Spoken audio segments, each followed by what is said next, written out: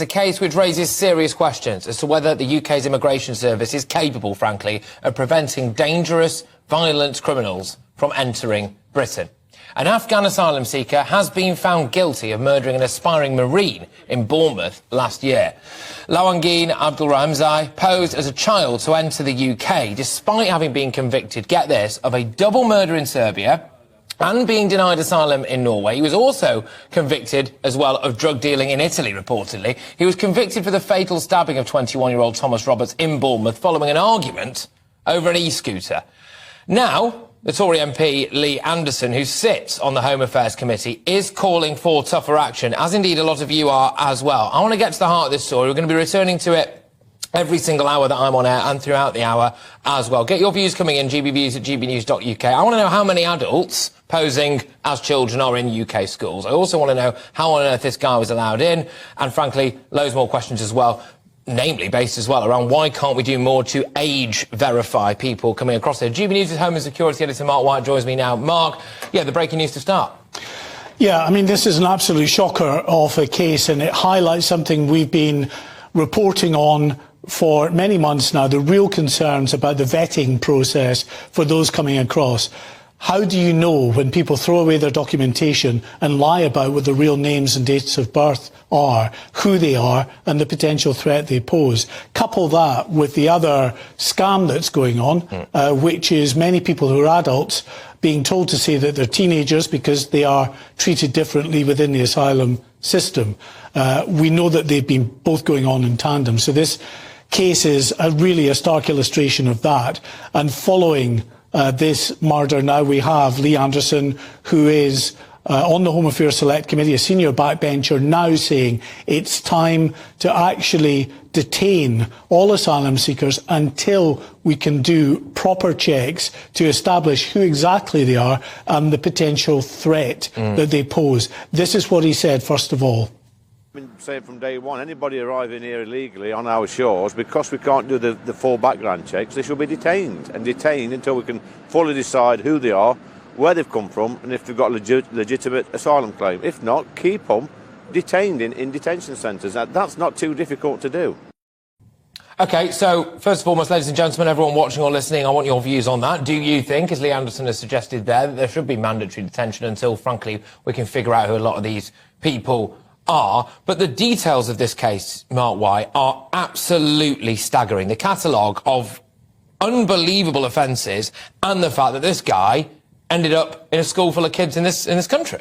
Yeah, Abdul Rahim Zai came to the UK in 2019, crossed the Channel by ferry, claimed asylum at this end, said he was 14 years old, and then dragged out, along with his lawyers, according to authorities, for a number of years, the proper vetting checks to try to determine what age he was. They've now determined that he's now 21. He would have been 18, actually, when he crossed. And, of course, by claiming he was 14, he's given completely different treatment. He's put in the care of a foster family who, incidentally, have said that they were very concerned about his behaviour, the fact that he was constantly stealing knives from the foster mother to go out into the streets of Bournemouth and around Dorset carrying this knife, feeling that he was properly entitled to do that.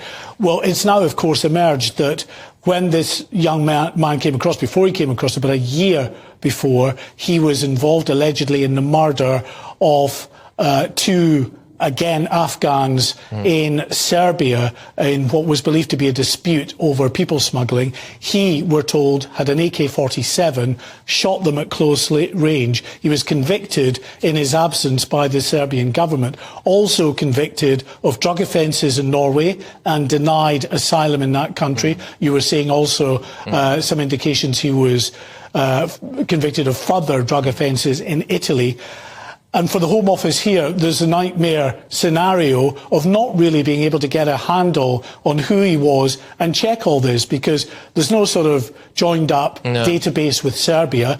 But in reality, he was giving a completely different name to the name he had in Serbia anyway, and a completely different date of birth. This is the point, isn't it? This really is the point when people go, oh, we don't know who some of these people are and exactly where they come from or exactly what their state of mind is or exactly what they're capable of. It's stuff like this that makes that justified to say.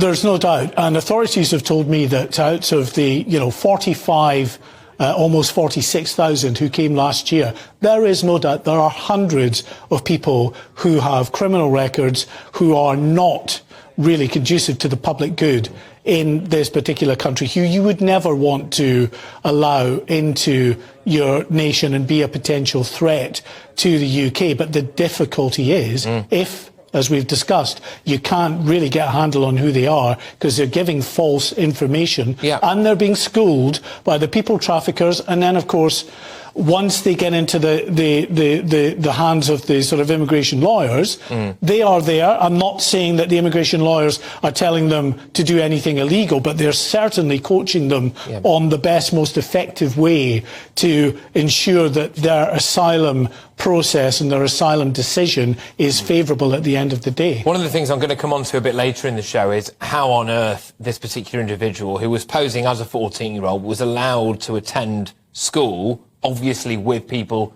who are genuinely 40 years old. A lot of reports coming out about some of the things that may or may not have happened whilst he was at that school as well. Sickening stuff. We'll come on to that. But the age checks are a big thing for me, Mark. Why can't we do mandatory age checks for people? Is it difficult?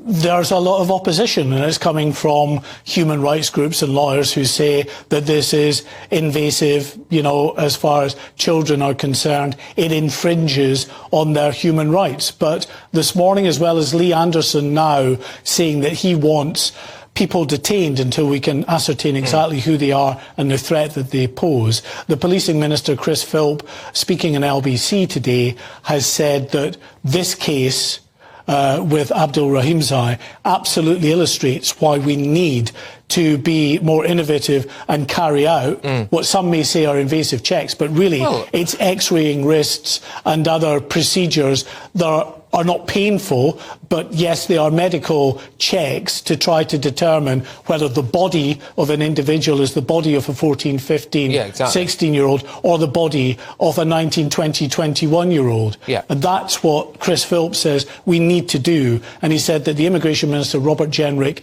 is going to go ahead with proposals in the very near future to ensure that those checks are carried out to stop people who are coming over here claiming to be children and then just disappearing. Well, and then just disappearing. And it's on that note as well. I understand the Home Office is investigating claims, Mark, just moving this story on slightly. It gets worse, ladies and gentlemen, if you are glued to this at home or listening on your car radios, whatever you're doing. There's claims that asylum-seeking children are being kidnapped from hotels. What's the detail on this?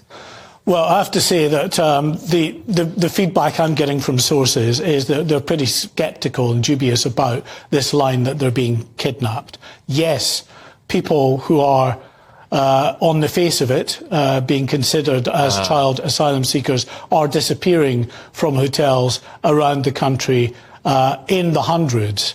But there is a suspicion from the authorities that actually many of these children are not children at all, and they fall into the category of Abdul Rahimzai, who say that they're actually children when they're adults, and they're not disappearing because they're being kidnapped, but they're being met in pre-arranged meetings with people who are facilitating their journey away from those hotels to do whatever they do, to meet up with friends or family, work in the illegal economy, go into criminality, whatever it might be. But I'd be very careful about buying into the line that people are coming in just kidnapping these children. That's not what I'm being told is what the authorities suspect.